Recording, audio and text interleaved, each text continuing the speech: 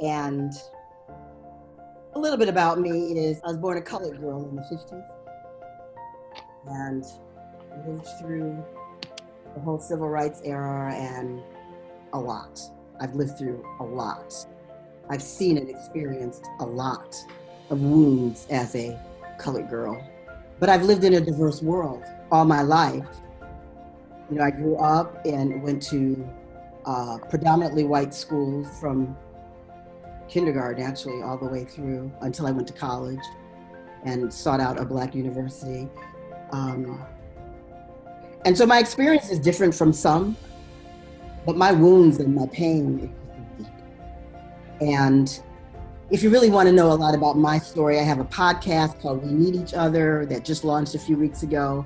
The first episode, called Maiden Voyage, will tell you all about me if you want to know more about me. The reason we're doing this format called A Seat at the Table is because it is birthed from my nonprofit called We Need Each Other. And the intention for We Need Each Other is to consciously honor the intrinsic value of every human being, because every human being has value, even though every human being is not treated as if they're valued. And that's in all races. People are treated invaluable from time to time, but no one as Black people in this country. And so it's called The Seat at the Table because these people that you see on screen here are sitting at my table, and they are completely 100% welcomed here.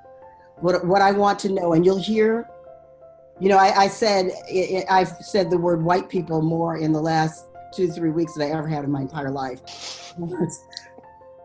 What I want white people to hear and to understand is that although over years you have seen Black people sitting at your table, maybe in your workplace, maybe in your home, maybe at social gatherings, maybe passing in the street and in your neighborhood, you've seen us, but we've never had a completely 100% welcomed seat at the table, because there's always something that we need to be in order to be there. We need to talk a certain way, we need to dress a certain way, we need to feel a certain way, we need to express a certain way, we need to look a certain way in order to be there. So it's never 100% comfortably welcomed at the table. And the truth is, our presence at those tables has been to help white people feel better about themselves. And we know that's true. It's made white people feel better about themselves because we've sat at their table. And sometimes it's made us feel better about ourselves because we had a seat at the table. This table, everybody is completely welcomed. Everyone's perspective is welcomed. This is about healing, being able to speak truth. So this format is that I will today interview Denise Mins Harris, and the rest of the people that you see are part of the panel at my table who will be taking notes to ask questions and make comments once this discussion is open.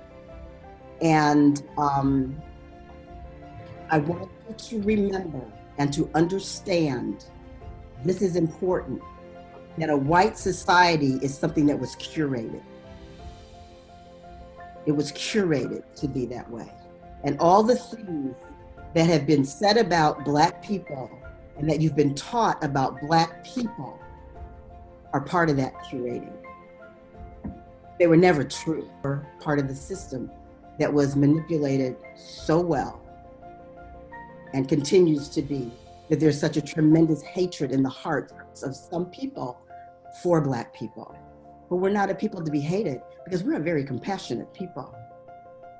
And we're a very resilient people, because see, we're still here, and we're still loving, and we're still kind, and we've taken a lot of abuse.